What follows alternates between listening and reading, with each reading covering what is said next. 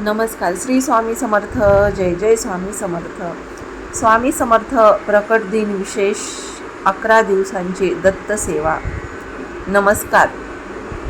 दरवर्षी स्वामी समर्थ प्रकट दिन मोठ्या भक्तिभावाने साजरा केला जातो. अनेक भक्त या दिवशी उपासना, नामस्मरण आणि सेवा करतात.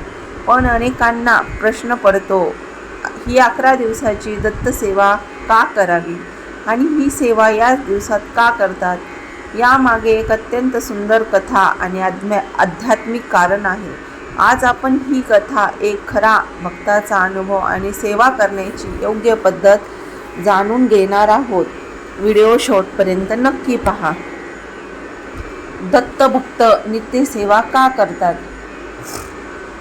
असं सांगितलं जातं की स्वामी समर्थ हे दत्तात्रेयांचा अवतार मानले जातात.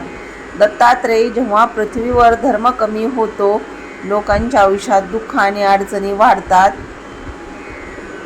तेव्हा परमेश्वर वेगवेगळ्या रूपात अवतार घेतो. त्याचप्रमाणे स्वामी समर्थांनी अक्कलकोट येथे प्रकट होऊन हजारो लोकांचं दुःख दूर केलं. आजही अनेक भक्त सांगतात की स्वामी समर्थांचे नाव घेतले की अडचणी हळूहळू दूर होतात.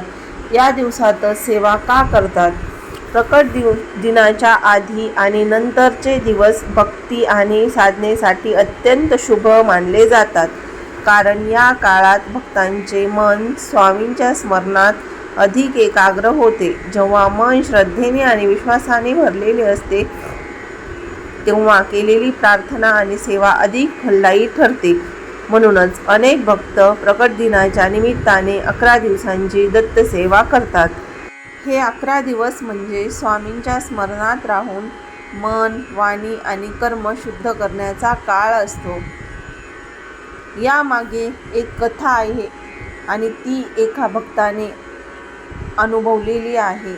महाराष्ट्रातील एका छोट्या गावात एक भक्त राहत होता. त्याच्या आयुष्यात खूप अडचणी होत्या.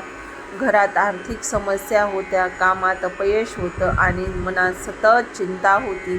एक दिवस त्याला एका वृद्ध माणसाने सांगितले, स्वामी समर्थांची 11 दिवसाची ही दत्त सेवा करा. त्या भक्ताने मनापासून सेवा सुरू केली. रोज सकाळी उठून स्वामींच्या फोटोसमोर दिवा लावायचा, नामस्मरण करायचा आणि प्रार्थना करायचा. सुरुवातीला काही दिवस काहीच विशेष जाणवले नाही, पण सेवा सुरू ठेवत तो श्रद्धेने प्रार्थना करत राहिला. त्यामध्ये थोडाही खंड पडू दिला नाही. नित्यनेमाने पूजा करत होता. असं म्हणतात की 11व्या दिवशी त्याला एक वेगळाच अनुभव आला.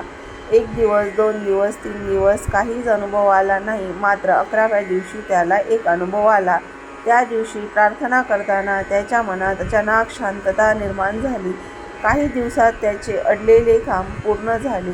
आर्थिक अडचणी कमी झाल्या.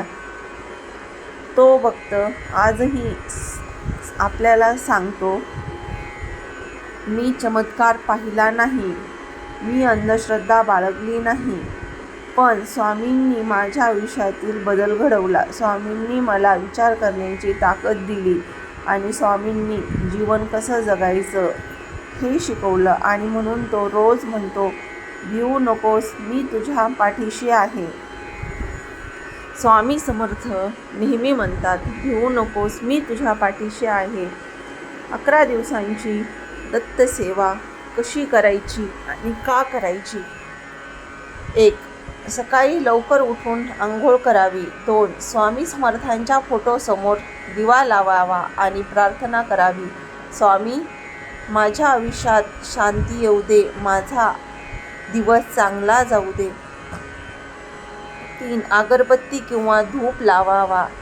4. रोज कमीत कमी 108 वेळा मंत्र जपावा. श्री स्वामी समर्थ, श्री स्वामी समर्थ. जेवढा वेळा जपताल तेवढा चांगला. जितका वेळा होईल तितका वेळा मंत्राचा जप करा. 108 वेळा नाही झाला तरी चालेल, 11 वेळा तरी नक्की करा. 5. शक्य असेल तर गुरुचरित्र वाचन करावे. जर तुम्हाला काही अडचणी नसत्याल आणि शक्य असेल तर या काळात गुरुचरित्राचे पारायण केल्याचे फळ अनेक पटीने वाढते. सहाव्या दिवशी साधा नैवेद्य ठेवावा. उदाहरणार्थ फळ, साखर, दूध कोणताही चालेल, तुमच्या मनाने जो गुरूंना आवडेल तो ठेवावा. संध्याकाळी आरती करावी. सेवा करताना या गोष्टी टाळा. जेव्हा तुम्ही सेवा करता तेव्हा या गोष्टींचे अत्यंत पालन करा. खोटे बोलू नका, कोणाला दुखवू नका. शक्य असल्यास मांसाहार टाळा. वाद आणि राग टाळा. सेवा करताना मन शांत आणि श्रद्धेने भरलेले असावे. भक्तांनो, स्वामी समर्थांची कृपा मिळवण्यासाठी मोठ्या गोष्टी करण्याची काहीच गरज नसते. फक्त श्रद्धा आणि विश्वास हवा आणि त्यांच्यावरची माया हवी. जर तुम्हाला वाटत असेल की स्वामी समर्थ तुमच्या आयुष्यात कृपा करावे, तर या प्रकट दिनाला मनापासून 11 दिवसांची दत्त सेवा करा आणि त्यांचा अनुभव घ्या. ही सेवा जर तुम्ही केली तर तुमच्या जीवनात येणारे अडथळे सगळे दूर होतात.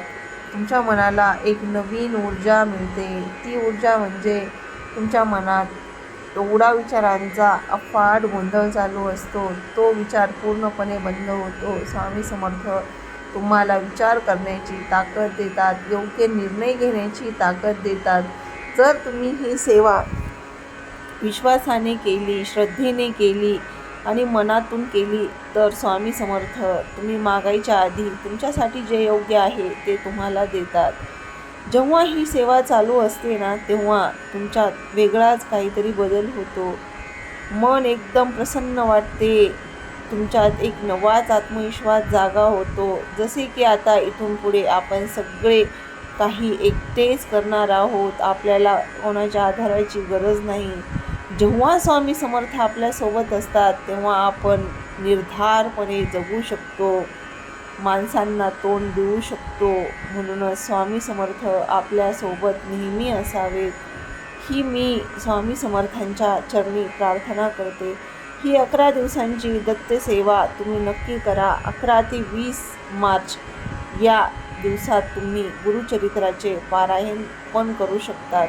7 दिवसांचे गुरुचरित्राचे पारायण नक्की करा, कारण गुरुचरित्र म्हणजे जेव्हा मार्ग संपतो तेव्हा गुरुचरित्र आपल्याला मार्ग दाखवतो. जेव्हा सगळे दरवाजे बंद होतात तेव्हा एकच दरवाजा उघडा असतो, तो म्हणजे गुरुचरित्राचे पारायण. जेव्हा हे तुम्ही गुरुचरित्राचे पारायण करता तेव्हा तुमच्या इच्छा सगळ्या जेव्हा अडकलेल्या असतात त्या पूर्ण होण्यास मदत मिळते. आणि हा अनुभव फक्त मलाच नाही तर खूप लोकांना आलेला आहे. तुम्हालाही तुमच्या आयुष्यात अडचणी आल्या असतील असं वाटत असेल तर तुम्ही नक्की गुरुचरित्राचे पारायण करा आणि मनापासून ही सेवा नक्की करा, कारण ही सेवा केली तर अनेक पटीने फळ मिळते. आणि या दिवसातच जर सेवा केली आणि गुरुचरित्राचे पारायण केले तर ते सफल होण्यास खूप परिणामकारक असते. म्हणूनच तुम्हाला जसे जमेल तसे तुम्ही पारायण सुरू करा. आणि हे पारायण करत असताना तुम्ही मनात वाईट विचार आणू नका, कोणाच्या घरचे काही खाऊ नका आणि स्वच्छ मनाने, स्वच्छ शरीराने हे पारायण तुम्ही करा. जर तुम्हाला मनात काही शंका असतील तर कमेंटमध्ये नक्की सांगा, मी याचे उत्तर नक्की देईल. श्री स्वामी समर्थ. जय जय स्वामी समर्थ. मी स्वतः गुरुचरित्राचे पारायण केलेले आहे आणि याचा अनुभव घेतलेला आहे, म्हणून तुम्हाला सांगते तुम्ही पारायण नक्की करा. कारण पारायण केल्याने तुमचे मन, तुमचे घर प्रसन्न राहते, आर्थिक अडचणी संपतात आणि योग्य मार्ग सापडायला मदत मिळते आणि कोणतीही अडकलेली कामे मागे राहत नाहीत. म्हणूनच गुरुचरित्राचे पारायण नक्की करावे. आणि या 11 दिवसात तुम्ही स्वामी समर्थांची कुठलीही सेवा करा, मंदिरात जा, आरतीला जा, दर पौर्णिमेला सत्यनारायणाची पूजा करा. हे सगळे केल्याने तुम्हाला याचे फळ नक्की मिळतील आणि स्वामी समर्थ तुमच्या आयुष्यात नक्की राहतील ही माझी स्वामींच्या चरणी प्रार्थना. धन्यवाद.